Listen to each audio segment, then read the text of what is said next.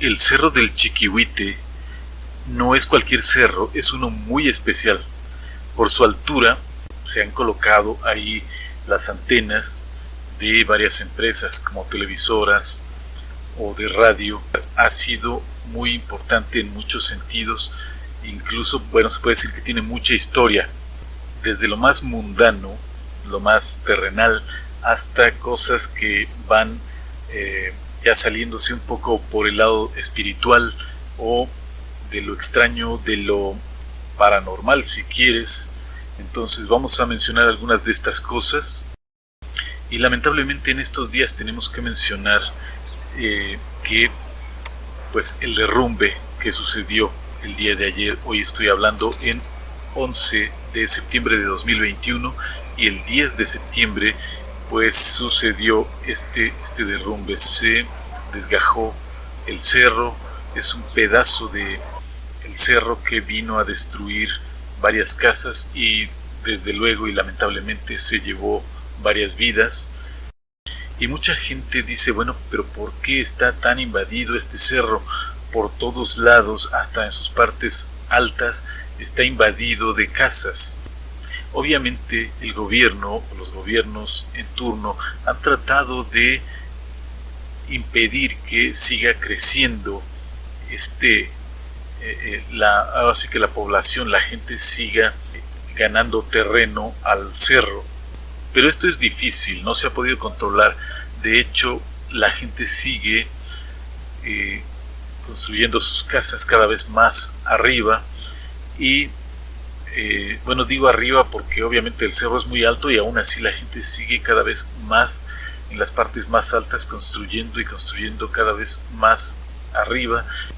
E incluso en partes donde sería impensable, ya hay gente que ha construido casitas, chocitas, diciendo que se supone que pues es como ejido, entonces lo usan para el sembradío, para ahí tener una especie de bodega, o yo qué sé, la verdad no sé, pero es visible que hay casitas por ahí perdidas en lugares donde definitivamente no es viable que las hubiese. Sin embargo, yo no sé si el gobierno va a terminar por regularizar en algún momento esas casas, o las van a terminar pues eliminando. ¿Qué es lo que va a pasar? Quién sabe, porque el ser humano sigue invadiendo lo que no debería. Y mucha gente es lo que dice, bueno, esto sucedió porque la gente invade el cerro. Lo que antes era tan sagrado, hay partes que son, pues yo creo que deberían respetarse, y el ser humano ya las ha invadido. Incluso cuevas que en algún momento pudieran haber sido refugios de animales, ahora ya los usan, yo creo que incluso los vagos, los drogadictos, ahí van y hacen sus reuniones o hacen sus pintas. Ya no hay nada que el ser humano no haya violado. El ser humano ya ha transgredido todo, ha pasado los límites, y estamos ahora sufriendo las consecuencias. Hay que mencionar también que el Chiquihuite es parte, según entiendo, de la Sierra de Guadalupe, y la Sierra de Guadalupe es en gran parte una reserva ecológica, pero resulta que tanto en el Chiquihuite, en su parte más alta, que se supondría que ya no tiene por qué estar habitada, vas a encontrar casitas, chocitas de gente que siembra en esas partes, pero ya no van así tan sencillas, ya no están nomás como para servir para esos fines, sino que ya parece que son mancha urbana. Lo mismo en la reserva ecológica, pasa lo mismo, vas a encontrar lugares que ya van con esa mira como de ser parte de las colonias, o sea, un crecimiento de la mancha urbana, lo cual creo que las autoridades deberían ya estar tomando acciones para evitar que esto suceda. Y cualquiera que vea ese cerro se va a dar cuenta que hay una parte donde está un voladero, podemos decirle, está así en recto, un corte, y es obviamente que cuestión de tiempo para que esas partes, esas rocas se derrumben, se desgajen y con consecuencias como lo que vimos apenas. Y esto fue poco. Realmente puede haber situaciones mucho, mucho peores. Y es cuestión de tiempo. Ojalá que no veamos muy pronto eso, pero es cuestión de tiempo. De que va a suceder, va a suceder. Lo que no sabemos es cuándo. Si las autoridades tienen manera de hacer cálculos de cuándo podría suceder o en qué situación se encuentran las personas que están ahí, pues debería ir tomando esas precauciones. Y sí, es muy fácil decir que por qué la gente invade esos lugares, por qué se establecen ahí en el cerro, por qué cada vez van avanzando más las construcciones. Bueno, pues es que puede haber muchas posibilidades para esta pregunta. Yo creo que la principal pues es porque la gente necesita tener donde vivir, ¿no? Necesita un lugar donde llegar, tener una casa. Y si vemos las últimas casitas, las que están en la parte más alta, pues son muy humildes, no todas, porque la verdad es que de pronto se puede uno encontrar con que no necesariamente es gente muy pobre, pero muchos o tal vez la mayoría de los que están hasta arriba ciertamente serían casas muy humildes. Entonces el factor económico pues seguramente es algo a lo que le podemos echar la culpa a la hora de decir que por qué la gente está ahí, pues porque tienen que tener un lugar donde vivir. Seríamos injustos al ser muy duros juzgando los porqués. Pero al lado de la pobreza y la miseria, podemos notar que en estas imágenes al menos no son de lámina las casas. La mayoría son ya de una construcción más fuerte y nos podemos llevar una sorpresota porque dicen que por ahí, perdida entre todas estas casas, hay una que otra que se sale del contexto económico. O sea, ya aparece, pues no sé, nos podemos preguntar a qué se dedica la persona, sea hombre o mujer, dueño o dueña de esta casa, de este edificio. Y he escuchado también historias de lugares que por fuera se ven muy humildes y de pronto, si uno pudiera pasar, lo bueno es que ojalá que no nos llegue a constar en primera persona, pero dicen que si uno llega a entrar a estos lugares, por dentro es otra cosa. Por fuera tiene una fachada de pobreza y miseria extrema y por dentro es todo lo contrario. Y son cosas que se cuentan en el contexto del crimen organizado. Estamos hablando de todo lo que te puedas imaginar. La verdad es que aquí no quiero ni mencionarlo, pero ya te imaginarás a qué tipo de actividades puede dedicarse la gente que en las colonias populares tiene mucho dinero. Si las hay, claro que no necesariamente tiene que ser así, no necesariamente alguien que tiene dinero es porque se dedica a algo malo, pero hay casos que francamente dan a pensar mal.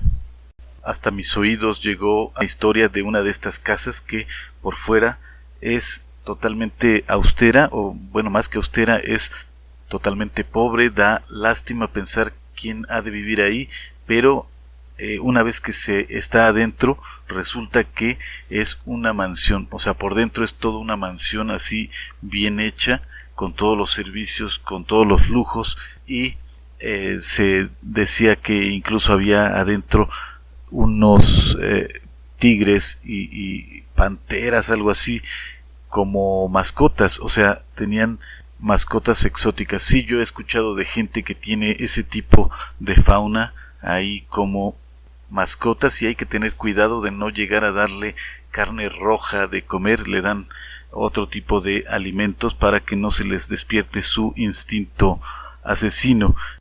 Y es de creerse que estos animales, más que mascotas, estarán encerrados en una jaula y el uso que se les da es muy distinto. Entonces, bueno, esto se decía porque, pues desde luego, el dueño o dueña, pues se dedica al crimen y a todo lo malo que te puedas imaginar en este momento. Entonces no todo es lo que parece. Pero decía yo que este cerro tiene mucha historia. Por ejemplo, ahí, en ese cerro, se dice que personajes como por ejemplo el Che Guevara y Fidel Castro, me parece, que subían a entrenar Ya sabes que cuando estaban todavía planeando ir a derrocar a Batista en Cuba, pues aquí en México estuvieron entrenándose tanto en lucha libre, lucha cuerpo a cuerpo, algunas artes marciales. Había un luchador profesional que les enseñaba, los entrenaba, y subían a lugares como el Chiquihuite, precisamente, y el Tepeyac o el mismo Popocatépetl. Hay que hacer un paréntesis aquí, porque la bibliografía acerca de la presencia del Che Guevara y de Fidel Castro en México nos dice que estuvieron en muchos lugares. Obviamente así fue. El Chiquihuite y el Popocatépetl seguramente servían para entrenar, para poder tener una condición adecuada para lo que estaban planeando. Y en el caso del Tepeyac, el Che, ya que era argentino, pues tenía interés en los lugares especiales de México, y además recordemos que él fue fotógrafo, era fotógrafo aquí en México, entonces debe haber tenido varias razones para subir al Tepeyac. Pero lo mencionamos más que nada porque el Tepeyac era un lugar sagrado desde mucho tiempo antes de la llegada de los españoles. Había y hay, debe haber restos de pirámides o de basamentos piramidales en la cima de este pequeño cerro, y es por eso que se conecta con lo que vamos a decir más adelante acerca de algunos cerros, cavernas y ceremonias. Se cierra el paréntesis. O sea, el Chiquihuite forma parte también de episodios como ese. Decía que Chiquihuite es el nombre que nosotros le conocemos o que le damos actualmente, pero en el pasado seguramente los aztecas deben haberle llamado Chiquihuillo.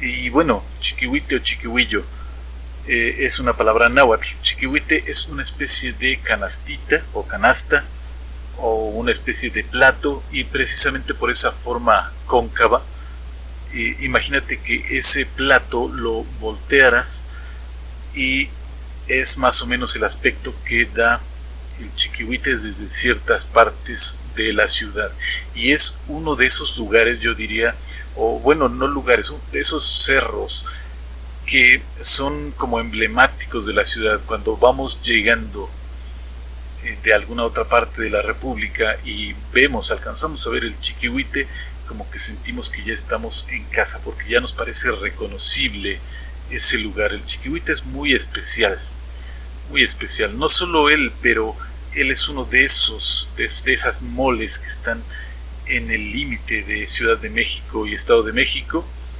que hace ya reconocible el lugar, ya nos hace sentir, como decía, en casa cuando lo vemos. Obviamente esto aplica para quienes viven en Ciudad de México o Estado de México. Luego, he subido en el pasado algún video tratando una historia que me han contado. Aquí ya estamos hablando de lo mítico, pero me contaron que hay personas que creen que en el Cerro de Tres Padres, que se parece mucho al Chiquihuite, precisamente porque es muy alto, Cerro de Tres Padres, y ahí también hay antenas transmisoras y repetidoras. Dicen que ahí en Coacalco, Cerro de Tres Padres, hay cuevas por ahí, desde donde se puede conectar por abajo de la tierra, desde luego, por grandes cuevas, grandes galerías con el Chiquihuite. O sea, imagínate, esos dos grandes cerros estarían conectados por abajo, por medio de estas cavernas.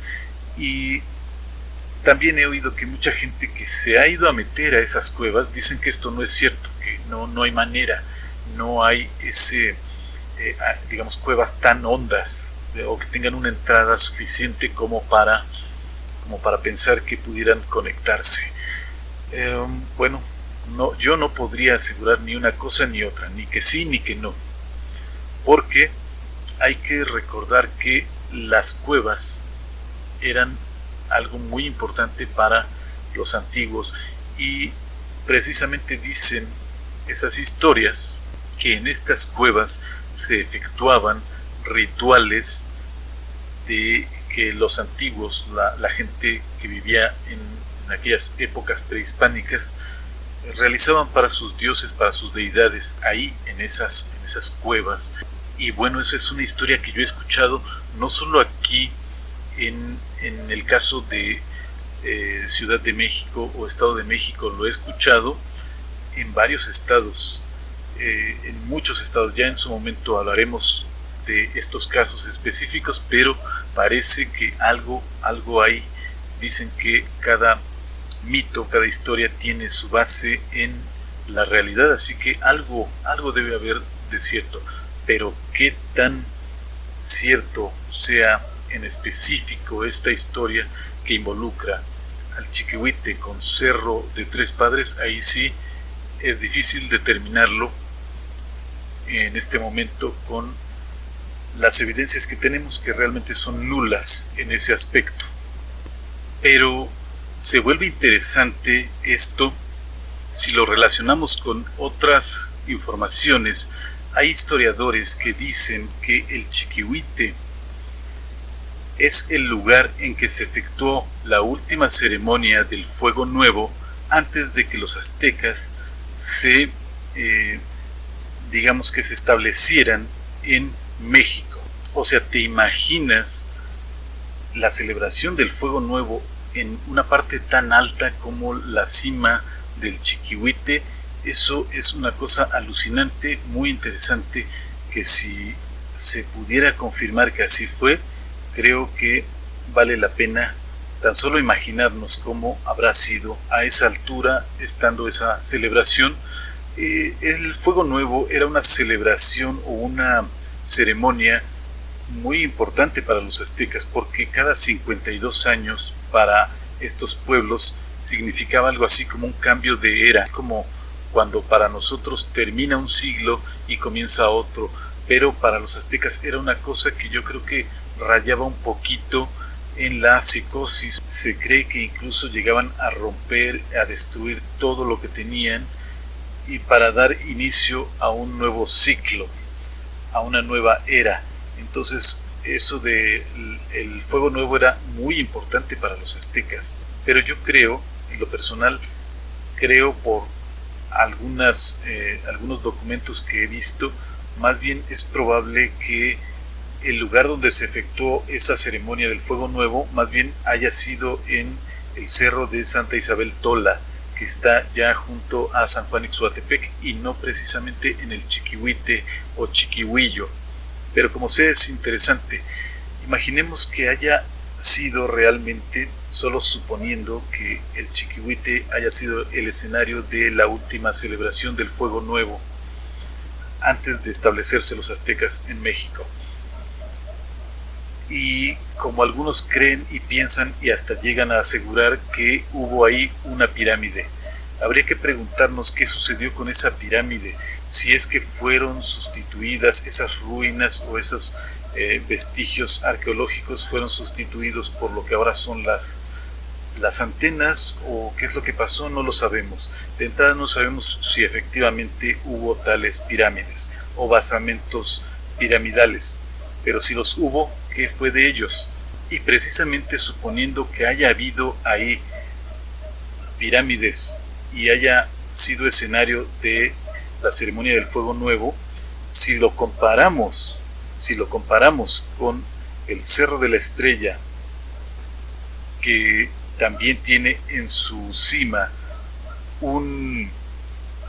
una pirámide, y abajo de la pirámide, o un poquito más abajo, hay una cueva en la parte más alta del cerro, que pues hay gente que se ha metido y se ha perdido. Lo digo porque ahí está presente el elemento cueva, el elemento caverna, que es de lo que estábamos diciendo hace rato, que hay quien dice que por cavernas están conectados los cerros de Chiquihuite y de Tres Padres. Si esto fue así o es así, quién sabe, pero al menos está ahí la duda y hay que tomarla en cuenta.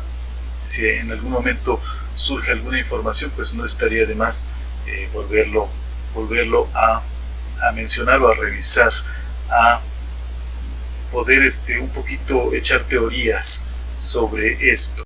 Ahora, ¿por qué hacer la comparación entre el Chiquihuite y el Cerro de la Estrella? Bueno, pues porque en el Cerro de la Estrella se llevó a cabo la ceremonia del Fuego Nuevo y había en su cima una pirámide y había también una cueva que atravesaba no solo el cerro, sino que hay quienes piensan que va hasta quién sabe dónde. Entonces ahí estaríamos en algo parecido a lo de el Chiquihuite, que se dice que se celebró el Fuego Nuevo y se dice que había o que hay cuevas o cavernas largas que conducen hasta varios lugares, entre ellos el Cerro de Tres Padres, o sea, un pasaje tan largo que pretendidamente pues habría sido escenario de ceremonias y de ritos a dioses, a las antiguas divinidades de los pueblos prehispánicos. Y nuevamente, hablando de cuevas, hay muchas cuevas por todos lados del cerro, hay muchas cuevas y como decía, han sido, yo diría que incluso podemos usar la palabra violadas. Esos lugares sagrados ya no lo son, ya están llenas de basura y de grafitis. Es una pena verdaderamente, y se dice también que en esas cuevas, algunas que son más profundas, se usan para los que practican hechicería, brujería, ahí hacen sus rituales. También de manera muy específica se menciona a los adoradores de la Santa Muerte. Yo realmente desconozco si estas personas también llegan a hacer ese tipo de cosas como las que se les atribuye, pero se dice ese tipo de cosas, que hay sacrificios de animales y hay quien habla de otras cosas más fuertes. O sea que estas cuevas son escenarios de tanta barbaridad y cosas que de verdad yo creo que no debería ser así, no debería suceder. Habría que tenerle respeto a estos lugares. Y bueno, no solo de los adoradores de la Santa Muerte se dice eso, también se menciona a gente que practica cultos afroamericanos o afrocubanos, tú sabes, eso como el vudú, palo mayombe, la santería, todo eso es el tipo de cosas que se supone que traen a gente a realizar rituales en esas cuevas. Estos cultos o estas manifestaciones como religión pudiera parecer respetables, pero si pensamos que promueven valores negativos, es donde puede ser un poco cuestionable esto. Pero bueno, es otro tema, no vamos aquí a ahondar en eso. Solo mencionar que este cerro es testigo de tantas manifestaciones de todo tipo, incluido el hecho de que desde siempre la gente cree ver rebotando luces como bolas de fuego en este cerro y en los de los alrededores. O sea, ya sabes, la gente dice que son las brujas, y digo rebotando porque efectivamente dicen que la manera en que se mueven estos objetos o estas bolas de lumbre pues es algo así como si fuera una pelota que va rebotando. Y hay quienes mencionan otra manera de conducirse de estas cosas, pero ya en otra ocasión hablaremos con más calma de esto. Y bueno, entre otras cosas también se dice que es el Chiquihuite escenario de mucha fenomenología ovni, hay mucha incidencia de aparición de luces, de cosas que la gente pues piensa que son naves e incluso se aventuran a decir que extraterrestres. Hay quien piensa que hay por ahí una entrada en el cerro que va hacia una base que sabrá Dios dónde se encuentre, si es que pudiéramos aceptar que eso existe, pero bueno, hay quienes creen que existe una base de naves extraterrestres por ahí. Difícil de creer, difícil de aceptar, pero por lo menos hay mucha gente que piensa eso. Y hay otros que tal vez no se van mucho por el lado extraterrestre, pero sí creen que el Chiquihuite es un lugar encantado. Yo he escuchado ancianos, gente pues ya de edad diciendo que si uno sube hasta la parte más alta del Chiquihuite, de pronto hay quien llega a visualizar un escenario como de otra época, no ver la ciudad o la colonia, las colonias, sino otra cosa, como si accedieras a otra, pues sí, a otra realidad o a otra dimensión. Y así dicen, es un encanto, está encantado el cerro en su punta, el Chiquihuite. Si eso es cierto o no, bueno, creo que nadie puede realmente demostrar ni que sí ni que no. Cuestiones de fe, así como creer en la religión, también hay quien cree cosas como esa, de encantos y de otras dimensiones y de extraterrestres, y no podemos realmente descartar ninguna posibilidad. En su momento seguiremos hablando de esto porque hay mucho material y va surgiendo más, así que por el momento ahí la dejamos. Yo soy Artemio Guevara y te saludo desde Ciudad de México.